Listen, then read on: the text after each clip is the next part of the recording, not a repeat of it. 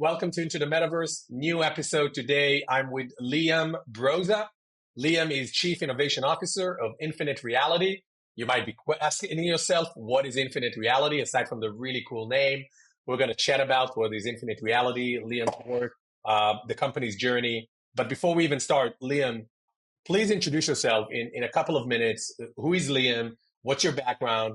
Why are you doing what you're doing? And how did you ended up being part of Infinite Reality? Hi, my name's Liam, as you have all just learned, and I came here, a little bit by accident. I ended up in the metaverse. I was really passionate about games and 3D and CAD as a kid. My parents ran a real estate and construction company, and I learned how to 3D model playing with CAD software, and then that paired well with a love for gaming that led me to go to RIT, the Rochester Institute for Computer Science. There, I met some really incredible people at their human interface lab. It's a group where like Alex Kipman came out of, who went on to make the HoloLens and the Kinect and Windows Mixed Reality, and Reynold Bailey and other great people in computer vision and gaming all came out of that group. I did not follow with that group. I actually went into drop shipping and then into big data, really trying to getting the startup web bug, in the age of Zuckerberg and Facebook and really the early 2000s and 2010s. I founded a really large, a really great big data company called BitScoop, and I ended up selling that off in 2019.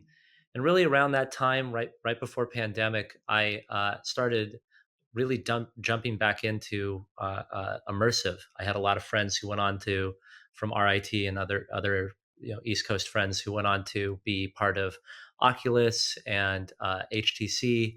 And really, when I saw the HTC Vive, I realized I have to start learning immersive, and did some projects on top of Magic Leap. But it was really a moonlighting for me. One thing I had realized is I had played a lot with Unity and Unreal, and realized kind of how heavy they are. And I really love the opportunity of building on the 3D web and not having to deal with the friction of app stores. So I did a bunch of experiments of seeing what type of basic 3D multiplayer games you could actually make on the web. When COVID rolled around, my friends who had been in the space pretty much came to me and said, there's incredible opportunity right now to build 3D worlds that pair well with Zoom calls. People need to make showrooms, they need to make meetup spaces, they need to make brand activations, they need to play games. So I ended up starting a freelance practice with a bunch of my creative, immersive, and gaming friends doing projects on top of that. And we really built out a pretty killer toolbox of making multiplayer web games with voice and video. That really led to us diving deep on web VR, web XR, and the rest is history. That led to us in 2021 doing crypto projects. In 2022, we started working on healthcare apps and playing with computer vision on the web. And we were approached, essentially, we all kind of, as a collective, came together and said, we should try to put this in a box and actually sell it with service and support, make it more of a usable tool that creatives can actually publish with, kind of with a focus of actually Roblox functionality of multiplayer, full body characters, voice, video, mobile, desktop, and XR support right out of the box. And we called it Ethereal Engine. Released it out to the market. We did some pretty cool projects with a couple of creative agencies. We worked with T-Mobile, Burning Man, all sorts of things like that. And that's about the time I ran into Infinite Reality, and they are an incredible kind of somewhat quiet but deep thinkers in the immersive space. They really came from all sorts of creatives who've done events, virtual effects, game tournaments, all sorts of things. And they realized the potential of the metaverse, of building social, spatial, immersive experiences, meta games, and interactive communities. They had tried to build on top of Unreal Pixel streaming and Unity, and for one reason or another, they weren't seeing the success they wanted. But they were doing amazing projects that would look absolutely gorgeous. Clients loved them, but for instance, Unreal Pixel streaming cost a lot of money. It costs like sometimes $10, $14 per user per hour, and it's hard to scale. It has all sorts of problems, and you can't really run a business if at $10 per user per hour. No, very few people, if anyone, will ever pay that amount. Unity's very cool and interesting. I've made great stuff on Unity, but you end up sometimes with multi-gigabyte downloads that you have to get somebody to go through an app store and buy, and then or even just download. And then it says, oh, you only have 1 or 2 gigabytes free on your phone because most people are constantly taking video and are completely packed with their phones are completely packed with media, and people will bounce and never return. I've had that with several projects, and I know many agencies as well. But the web works every time. There's like a magical cache in the web browser, so every time you click on it, a link, and that web browser opens on mobile or desktop, it reliably loads as long as the internet's working. And that really led my team and the realizations at IR that the web is the future. So they really came to me, to my team, our team, the Ethereal team in January, and we joined forces. And they really put their weight behind the web frameworks we started, and we've been acquiring other teams, just like Zappar, another team that really believes in the power of the web. Landvault, another team that really believes in the power of the web and the spatial web and what the browsers are going to be able to do in the next few years, to really upset the duopolies of the game engines and the meta platforms like Fortnite and Roblox, and the real chokehold that the app stores really have on a lot of these ecosystems and creators. So that's hopefully a pretty good little bit winding view of how I got here. But yeah. That's good. That is a great intro. And actually, I want to build on the intro you just shared with me and dive deeper into what you've described with Infinite Reality being a company that is not really familiar yet. I resonate a lot with a vision of a web-based 3D internet, or the spatial web, however you want to call it. Tell me a little bit about what is Infinite Reality today. What are you guys really building? Who are you serving from a business standpoint, and why now? So yeah, it's a really interesting company, and it's a really exciting one. We are at our tent pole is a group of technologies that we're pulling products out of, and that's really technologies around social spatial 3D websites and creating and broadcasting video over the web and in and out of game engines. And through that tent pole, we have many services. Like, we're working with Warner Sports to create virtual watch worlds for Eurosport. We work with influencers. We own the Drone Racing League.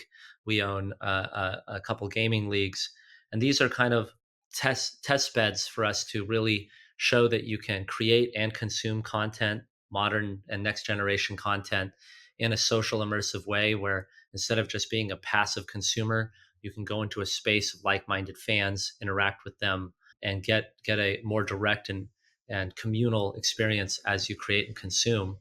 Currently, that really means like video and live video, like what we do with sports.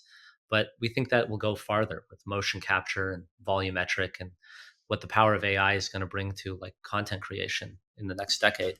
So, we have kind of an outer division that helps the Fortune 1000 companies, our enterprise division. It's really led by Landvault, who I believe has been in a previous episode. Then they go out and they actually apply our technologies in a bespoke way to do big projects. While what I usually focus on is taking our technologies and putting them into products so that you can go to our website, theinfinitereality.com. We also have kind of a new lander for our studio, ir.world. And you can sign up there and actually do it yourself. And if you can do the Sims, you can create worlds like the ones behind me, and that allows you to create and publish your own social spaces. You can embed them into your own website as iframes, or you can actually connect your domain to us very soon and turn your website fully 3D. And we help you scale that. So if your website becomes your virtual worlds become incredibly popular, we help you scale to that popularity, and you don't have to worry about it. You get to worry on being a creator and worry about helping run your community, not your technology. So the acquisition of the Ethereal engine was really foundational for these efforts because of the realization that you can't use Unity for this and Unreal Pixel streaming is way too expensive. That was Yeah. foundational for that vision. That's the thing that really gets me up in the morning is I've had some interesting conversations with browser makers over the last 4 or 5 years, talking about the fact that there isn't really been a websites that really flex what the modern browser can do. There is Web GPU, which is a new way to talk to graphics cards in the browser. It doesn't just allow you to do graphics anymore now. You can do machine learning, you can do cryptographic work as well, right directly in the browser, all in the same memory space, just like you would in any like modern GPU heavy application. Now you can instantly do that without an install. There's WebAssembly, which allows you to compile almost any language into high performance code and deliver it over the web. And then there's WebXR, which allows augmented reality, virtual reality, and essentially real time sensor access directly to the compute space inside the browser. The Chrome team in particular, which is and WebKit, which runs Safari, have really done a revolutionary work implementing these new standards and getting them running well.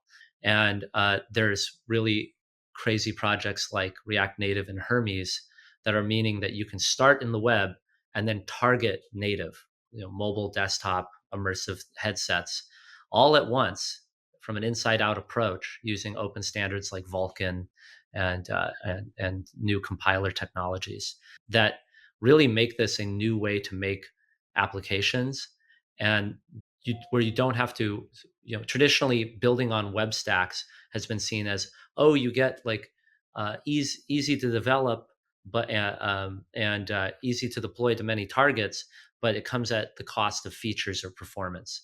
And really, those walls have been knocked down in the last 5-6 years. And that's what I've been focused on, like very particularly, is building a multiplayer game stack with rich media, voice and video as first class operators, like, and building it for the web. Unity's exporter is kind of an afterthought. They're taking a compiler that's designed to go to native C++ on the operating system environments and kind of shoving it into the web browser through some like hacks. We use the web browser to its fullest extent. We have all sorts of tricks depending on which web browser we're running on to get the absolute most out of it. And that's why we really consider what we built with IR Engine to be a very unique type of game engine that's never been tried before, even web game by the standards of web game engines. Traditional web game engines like Play Canvas and 3JS, they really skew towards object-oriented, single player, and developer usability over like trying to catch up with the performance of something like Unreal Engine 5. So tell me why is it important that there is a performative, scalable multiplayer game stack for the web? Sure. Yeah. So I think the number one problem of being a developer right now is getting through an app store and getting paid. And currently, app stores and platforms take a huge amount of gross. Google will take 20%, Apple will take 30%. They'll take every in-app purchase. If you're paying a game engine, that's another 10%, sometimes more. If you're using their services or using their app stores, it could be much more. Roblox can take up to 70%, which they have to spend on moderation, which is something we're planning to offer as well. And these take huge bites. And then you have to list inside the Apple store, the MetaQuest store, the Roblox catalog, and then get found. And you have to convert your users and your community to their users, and then get them back on the other side inside of your experience. And that's extremely tough to do. And a lot of companies wash upon the rocks. And even if they are successful, they can't make the margins to be profitable, even if it's popularly successful. So the only place where people really have a more level discovery and a direct interface with their customers is the web. The only thing that really exists that's like a metaverse, like a sovereign way for me to go from linked experience to linked experience, is the web. And that's where I think if you're really interested in immersive and gaming and the social spatial computing spaces, like, we should build them on the web. And yes, it might be a little more performant or a little more graphically better in Unreal Engine 5, but getting through a 100 gigabyte download of an Unreal Engine 5 app is kind of like the juice isn't worth the squeeze. And when it's coming to companies who really want to scale, who really want virality, who really want to be able to share something with a link, the web's where it's at. Like for instance, if I have a user who I haven't seen for five to 10 days, I can text them, I can send them a toast notification, I can send them an email, and all they have to do is click the link and they're back in, right? Yeah, and then they find something interesting and they can share that link as a text message or any other medium, and it's virally shared with one hop. That's just an offering that I haven't seen any other. The other the other architectures, the other platforms are never going to be able to do. Yeah, certainly. I certainly subscribe to the vision of an open, interoperable, web-based metaverse. I think there's no metaverse without openness and interoperability. And you're right. I think the web, there's never been a better infrastructure to build something like that than on the web. I mean, this is how the internet operates. It doesn't mean that major platforms that are dominant are not going to be built for a next generation internet, but nonetheless, the better experience for users and the better economy for creators, brands, developers certainly is going to be with a interoperable, open, web-based 3D internet. What do you think are the two or three biggest obstacles in helping you guys deliver on this vision? The number one is not really the technology. I think that the technology is really getting there. We're hitting levels of features and graphical fidelity on devices that are really making us happy. The real problem is are non-technological. They are getting content into this platform at scale, and we're doing a lot of things with that, whether it's importers or augmented, or AI or scanning technology, to allow our users to create content at scale. And then it's really about moving communities and activating communities, whether that's from traditional media or other gaming spaces, and really convincing people that their website can go from a page to an actual community home and can be a living, breathing space.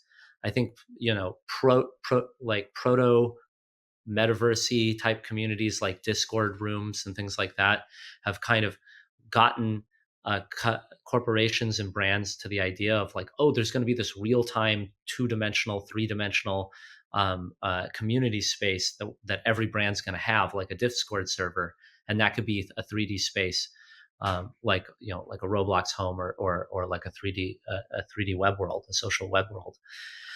So that type of proselytization, of actually getting people their heads wrapped around this transformation and building the bridge of taking their 2D website or their legacy content and bringing it into a social immersive space is, I think, the biggest barrier, and showing them value. We're really focused on brand activations and e-commerce on the web, really with the power of aided and accelerated by conversational AI.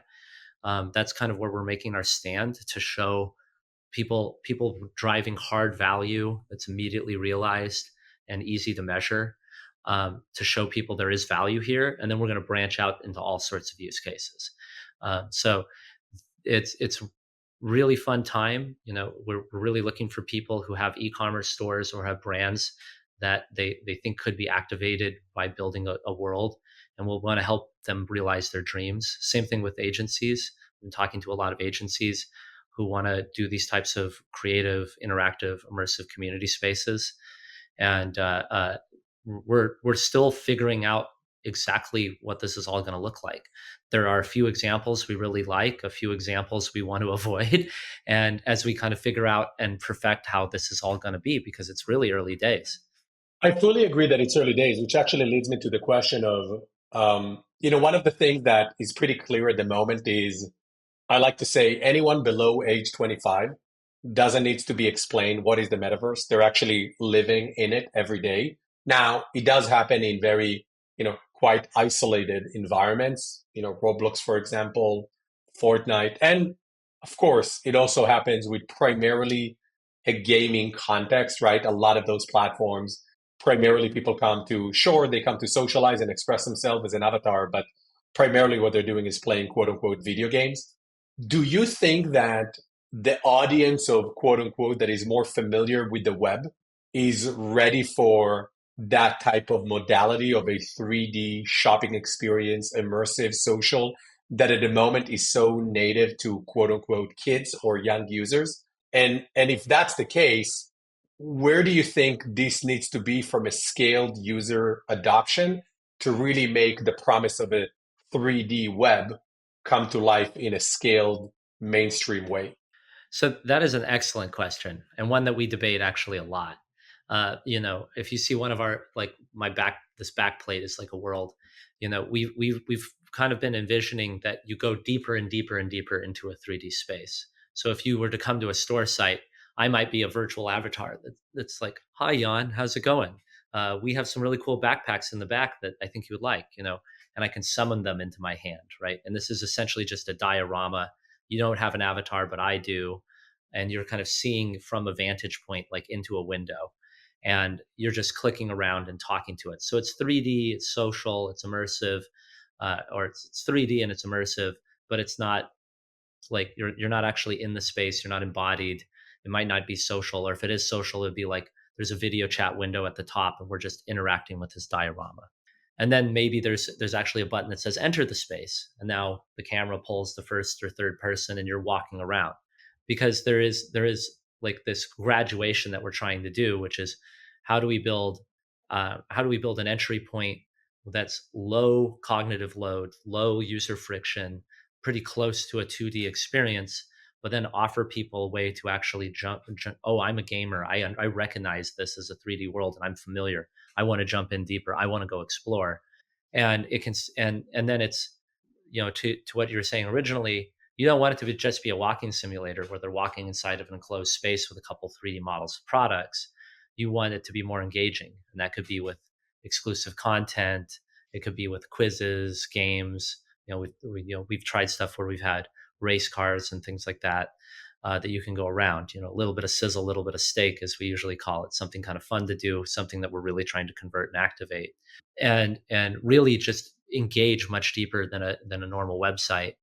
And you're definitely right that when it comes to engagement, certain things are very engaging to people under 25 or 30. Some things are very scary and unengaging to people over 25 and 30. And you as the creator have to figure out how to make a balance of that. And we do a lot of experiments on how to make things that are appealing broadly. And without giving away too many details, I think that we're going to show off some really cool stuff pretty soon, as that are just as much design as they are technology. And I'm curious, you've mentioned that a lot of what you guys are focusing on at the moment is in areas where you can prove value quite quickly, and you've mentioned e-commerce as one of them. Why did you guys feel like e-commerce is a prime category at the moment to begin with? Immersive e-commerce has been this thing I've heard about for more than a decade. And when I really started to jump into ethereal, like, as building a platform on it and actually building out demos to show what this is all about, I really felt immersive e-commerce was my white whale. And a lot of people at IR have been supporting. I think it's been done a few times really well and a lot of times really badly. But everybody can see it's like an amazing opportunity, and if you crack it, you can really make a ton of money. Without going too detailed into our strategy, there is if you study retail versus online shopping, there is a lot of things that retail still do very well, especially when it comes to things called complex buying behavior and an afforded purchase.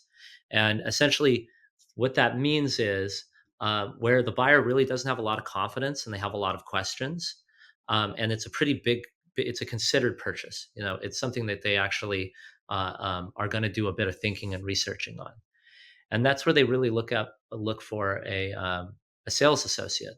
My mom worked for Sports Authority for a number of years, and now she works at Progressive running a phone bank, and that's essentially all they do all day. Is they're selling very complex purchases to people and having to handhold them through right sizing what they want to buy. And the power of having the 3D website where I can show you a product in 3D. I can pull it out in augmented reality and stick it in your space, like an appliance or a piece of electronics or a bicycle, some large purchase.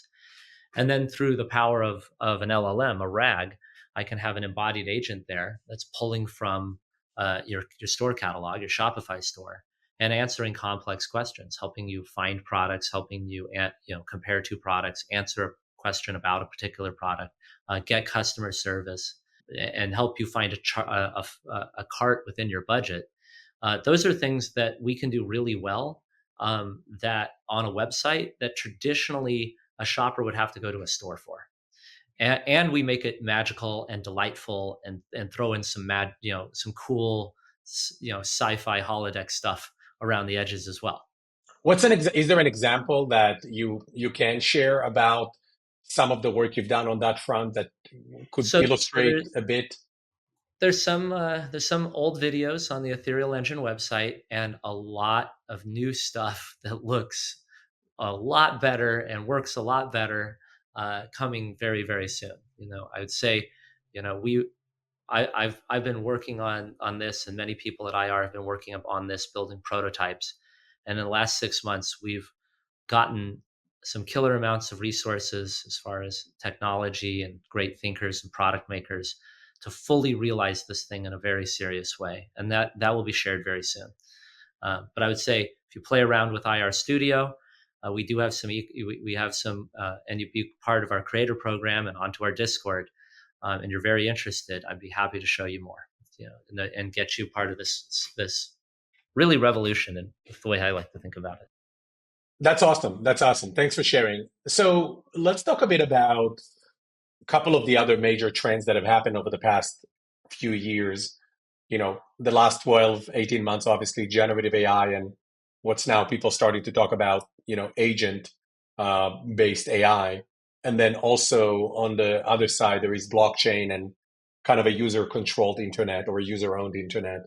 How are these foundational technologies are at play with the ecosystem that infinite reality is developing? Sure. Yeah. So when it comes to generative AI, as I was saying before, content is king, and 3D content is the hardest of all content. So generative is a incredible way to help bridge that gap. I think people don't realize how many types of generative models there are out there. There's like text to animation, text to music, text to sound effect, image to 3D, text to 3D, all sorts of generative models out there. Text to character.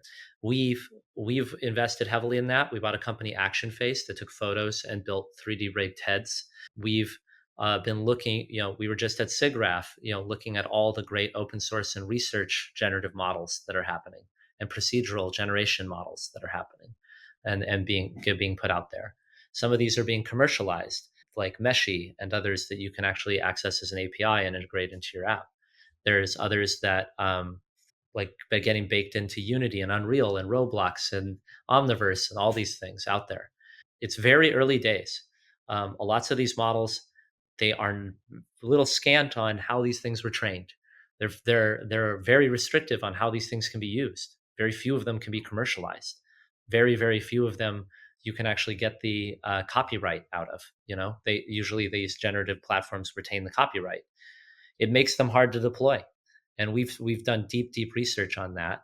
I would say we are partnering with Google, and have a lot of interesting things in the works that we can really take advantage of the best capabilities in this space, and a lot of secret sauce at work.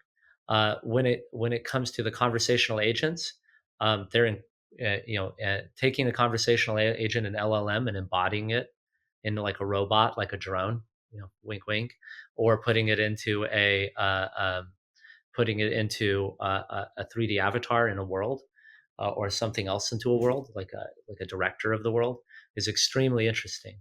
And there's tons and tons of capabilities, and new techniques online. I would cite again, we're working with Google on some very interesting things, and really trying to make that work.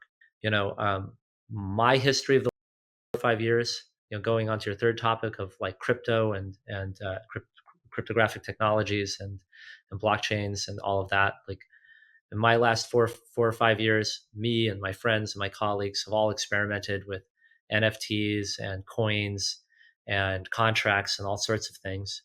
I'm a bit bearish on lots of the current stack right now. I think that there are fundamental issues with blockchain technologies that make them only really useful for some fairly narrow use cases. I still think they're interesting use cases and there are valid uses for crypto and blockchains, but I don't. I think that they're like an intermediate technology to the next thing.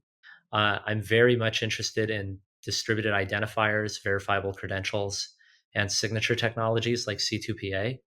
I also think that it's a very unpopular opinion, but I also think that DRM is probably some level of DRM is going to probably make its way back around in this world in a big way, and we're exploring that stuff heavily. I actually think that the most interesting thing we can do is actually work on sovereign identity systems and sovereign wallet systems so that we can sign and make receipts of the things that we create, sign and make receipts of the things that we buy, and get provenance on things in like new and better ways, much better than like the NFT and the things that have come before. And there's a lot of interesting conversations on that. I would very much say IR. We are very much sticking to this you know enabling and using these AI technologies and these identity and encrypt and blockchain standards more than making them. And that's something that we're always looking for as people with new technologies, new generative models to come with us and partner, because we want to be the fabric for this. We want to be the medium for the web medium for these AI technologies, these generative technologies, and for these like signed digital assets to live on. Thank you. I've learned a lot from the last few minutes. Appreciate the content. Liam, what are you most excited about for the next 12 months?